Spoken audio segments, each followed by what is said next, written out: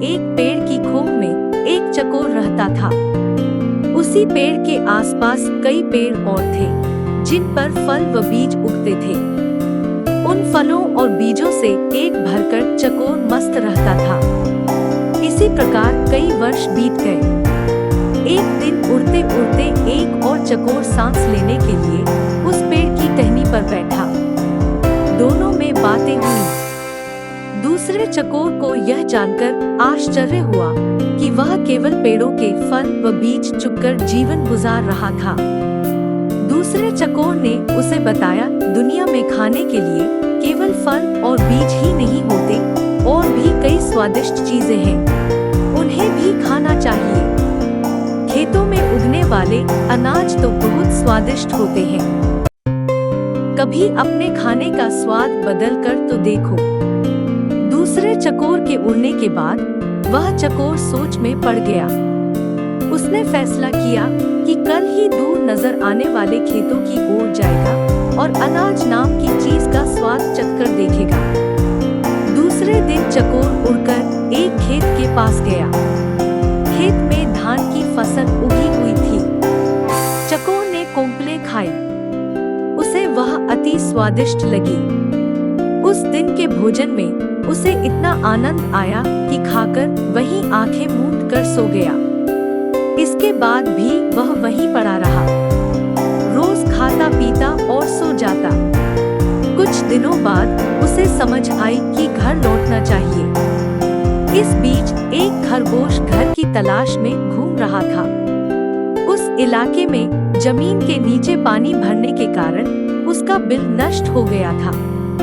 वह उसी चकोर वाले पेड़ के पास आया और उसे खाली पाकर उसने उस पर अधिकार जमा लिया और वहां रहने लगा। जब चकोर वापस लौटा तो उसने पाया कि उसके घर पर तो किसी और का कब्जा हो गया है। चकोर क्रोधित होकर बोला, तू कौन है और मेरे घर में क्या कर रहा है? खरगोश ने दांत दिखाकर कहा, मैं इस घर का मालिक हूँ। मैं 7 दिन से यहाँ रह रहा हूँ। यह घर मेरा है। चकोर गुस्से से फट पड़ा और बोला, मैं इस खोह में कई सालों से रह रहा हूँ। किसी भी आसपास के पंछी से पूछ लो। खरगोश चकोर की बात काटता हुआ बोला, सीधी सी बात है।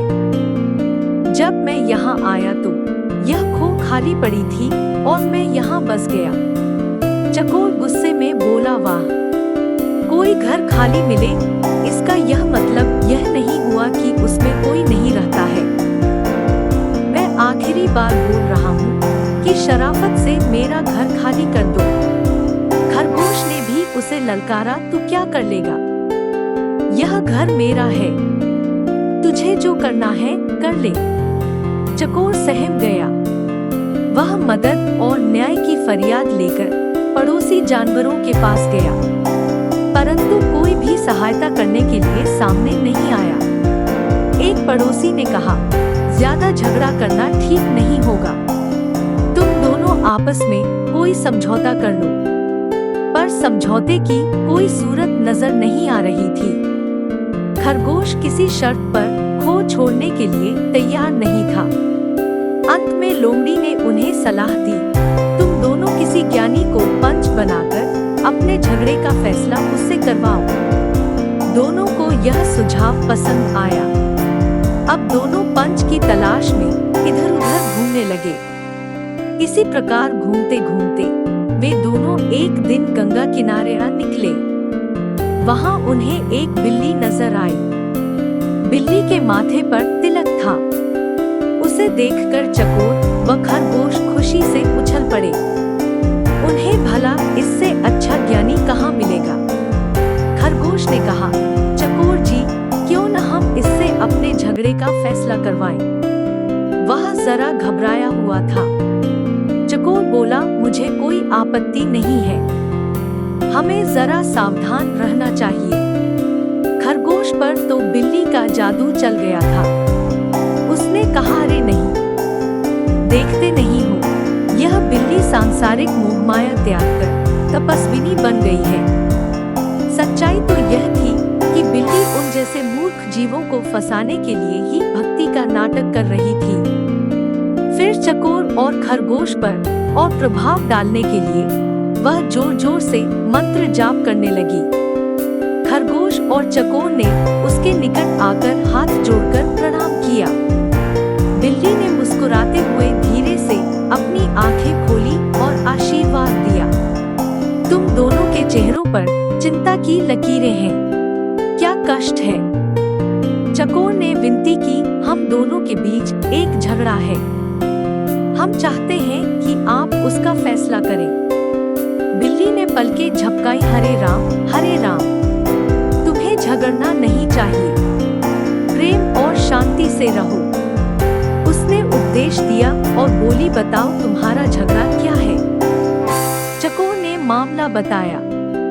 खरगोश ने अपनी बात कहने के लिए मुंह खोला ही था कि बिल्ली ने पंजा उठाकर रोका और बोली, मैं काफी बूढ़ी हूँ, ठीक से सुनाई नहीं देता, आंखें भी कमजोर हैं। तुम दोनों मेरे निकट आकर मेरे कान में जोर से अपनी अपनी बात कहो ताकि मैं झगड़े का कारण जान सकूं और तुम दोनों को न्याय दे सकूं। वे दोनों बिल्ली के बिल्कुल निकट आ गए ताकि उसके कानों में अपनी अपनी बात कह सके।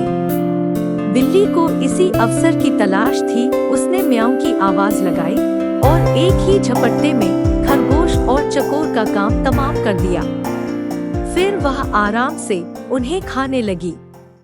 इस कहानी से हमें यह शिक्षा मिलती है कि हमें कभी भी झगड़ा नहीं करना चाहिए। झगड़े से हमेशा नुकसान होता है। हमेशा झगड़े से बच के रहना चाहिए।